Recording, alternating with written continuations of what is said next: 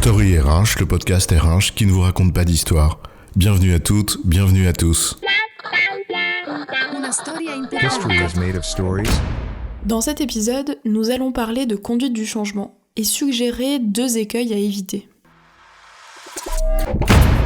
Moi les projets, je te dis, c'est tambour battant et sans trompette.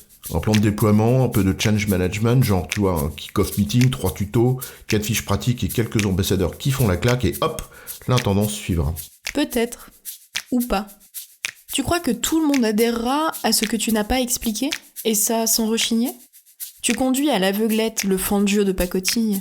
Conduire, c'est une technique, mais piloter, c'est un art. À être trop convaincu de la légitimité de ce vers quoi ils vont, et que cela s'imposera à ceux qui le subiront, ceux qui conduisent le changement, ils en oublient parfois de le piloter. Alors conduire le changement, ou piloter, c'est quoi l'histoire ? C'est fou comme on confond parfois les choses. Combien de chefs de projet estiment avoir fait leur job quand ils ont juste livré les livrables, mais pas quand les gens supposés adopter le changement l'ont réellement adopté. Le job est fait juste quand les plats sont sortis du four ou quand les clients sont régalés et ressortent panses bien pleines et sourires aux lèvres. C'est-à-dire lorsqu'ils se sont appropriés le changement en question et qu'ils y adhèrent. Pas quand ils ont les outils dans les mains ou que la nouvelle organisation est en place. Encore faut-il y trouver sa place, puis la tenir, comme il faut. C'est sûr que lorsqu'on a fait tout un plan d'accompagnement du changement, mais que ça se limite au fonctionnement de ta chaise à roulettes, c'est pas sûr en effet que ça t'aide à occuper correctement ta place. L'ambition qui consiste à mener des personnes vers un but que l'on poursuit, mais auquel elles n'adhèrent pas nécessairement, a priori, même si on les amène techniquement à bon port, c'est pas du pilotage.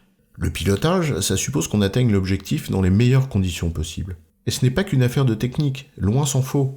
Alors pour éviter que la conduite du changement ne soit la négation d'un véritable pilotage, on va suggérer 2 écueils à éviter, parce que malheureusement, ils sont assez fréquents.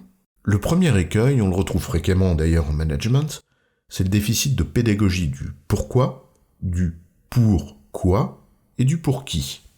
On veut trop souvent embarquer les gens sur le changement qu'on vise, ce vers quoi on va, mais on oublie d'expliquer les motifs qui le légitiment, ce pourquoi on y va. Et donc, qui a vraiment quelque chose à y gagner, ou à y perdre. Les gens qui bossent, eux, ils sont tout sauf cons, ils lisent parfaitement les non-dits du changement en question. En tout cas, ils sont pas dupes. C'est encore une vieille déformation taylorienne.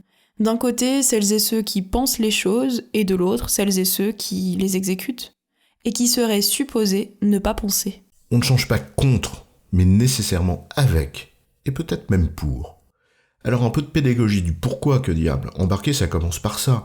Savoir pourquoi tu pars, pas seulement connaître la destination d'arrivée. Le second écueil, fréquent, c'est celui d'une mauvaise connaissance des conséquences réelles du changement sur le travail des gens, et sur l'idée qu'ils s'en font. Les équipes projet ou les équipes de change, l'art et la manière de faire un métier, ça risque fortement de leur échapper parce que le prisme de leur lecture est quasi exclusivement technique. Ils négligent donc l'importance de la culture, celle du geste ou des usages. Pourtant, c'est ça qui conditionne l'utilisation intelligente d'une méthode ou d'un outil.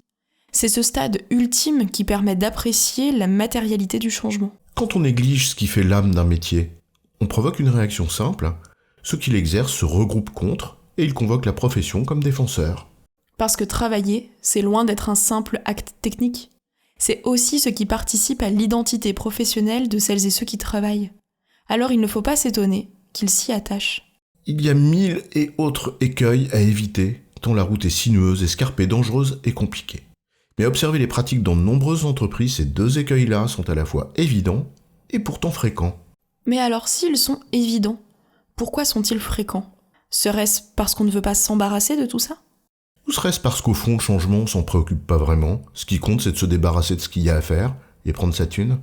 Comme quoi, entre faire son travail et bien le faire, il y a toute une différence. Et qu'à la fin, tout est affaire de coopération.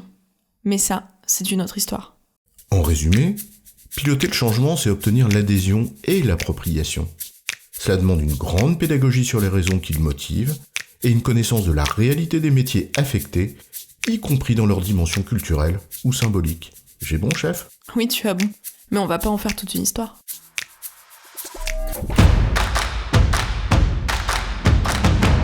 Story RH, le podcast RH qui ne vous raconte pas d'histoire.